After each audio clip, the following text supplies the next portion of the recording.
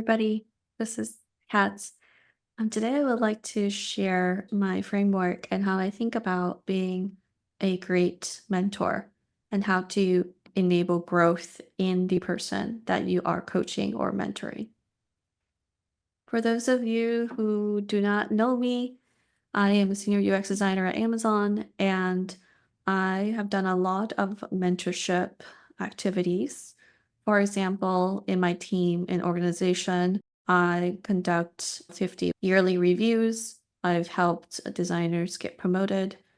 I've orchestrated 3-day conferences for 3 years for 300 people to broaden the team's culture and their innovation muscle for design.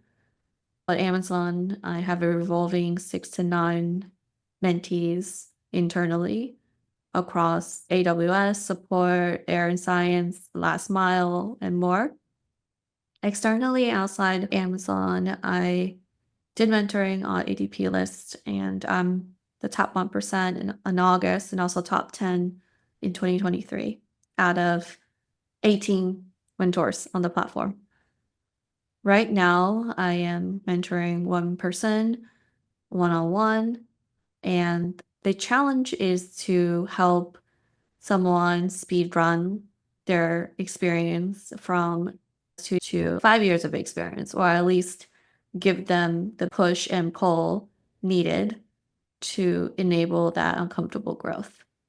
I would like to share what it's like from a mentor's point of view and what I'm thinking about, because as you are a mentee, you really drive the conversation with your mentor. And if you want your mentor to be devoted with you or want to get the most out of your experience, you would consider what they should help you think about.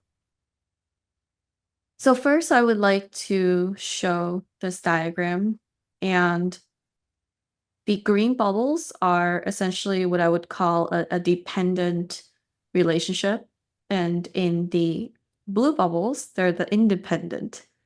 These 4 different categories of archetypes. First, you start out as a novice. For a mentor, you would have to do a lot of explaining.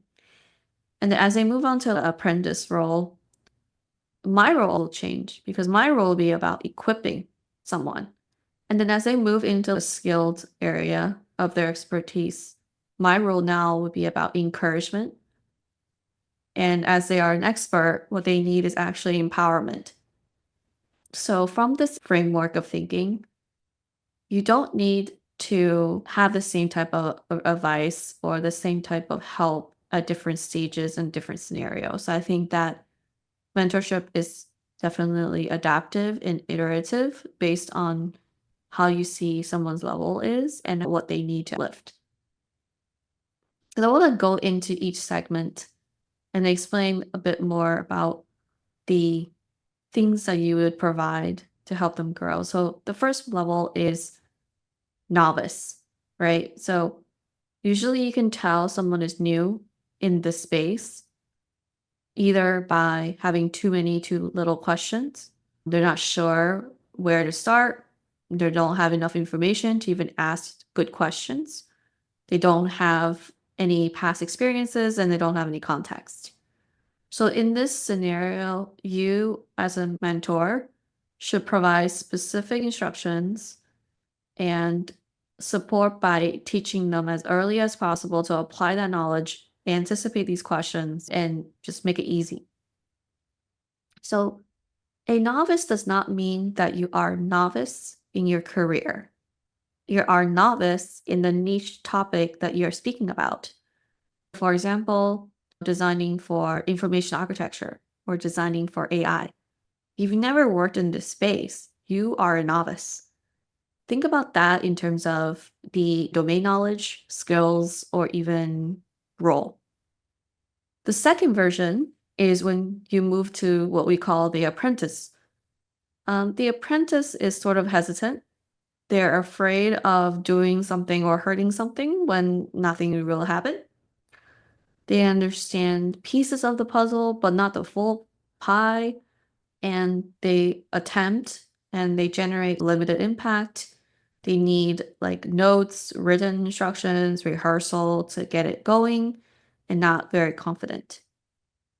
For a mentor with an apprentice, we need to equip them with the right things.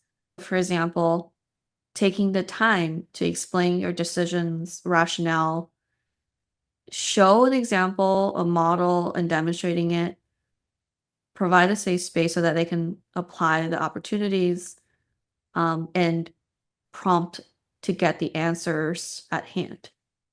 So while you watch some of my videos on mentorship, you will realize that I'm spending a lot of time explaining my thoughts on why. And this is the reason why is because a lot of the times you don't have all the piece of the pie.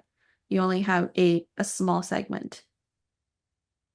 The third one is what I would call someone that is skilled. They don't really need help or aids to apply those, can only apply them in specific circumstances, and they are able to apply them after a review. So in this situation, usually I would encourage them to learn from a specific application, give them new ideas and probing opportunities.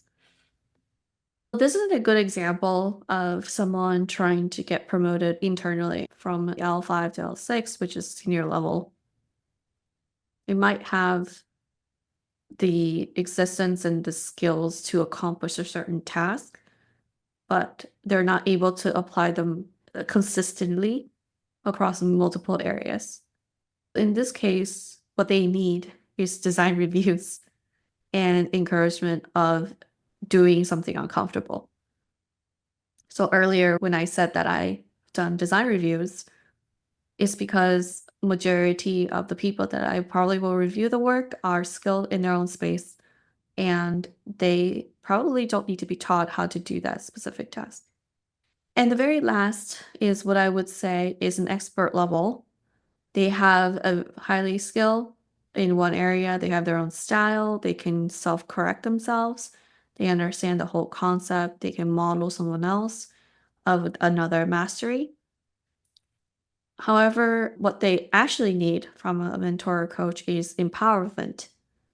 And empowerment is about taking responsibility in areas that they never have, like from a new experience, and passing the skill to somebody else with their body of knowledge.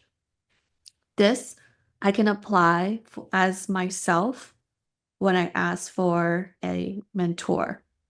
So I do have mentors as well for myself, and I consider myself an expert, but what I really need is empowerment. And let me explain what that means. For example, when I'm faced with a difficult political blocker at work where I need someone to champion my critical thinking skills or critical thinking content to leadership that I'm not at the seat at the table. In order for me to ask for that, first I need to have the courage and the know-how to ask for that empowerment from someone else. I may ask a head of design to empower me by sponsoring me, which is what they have to do, and say that my ideas and concepts or system is feasible or is the right thing to do.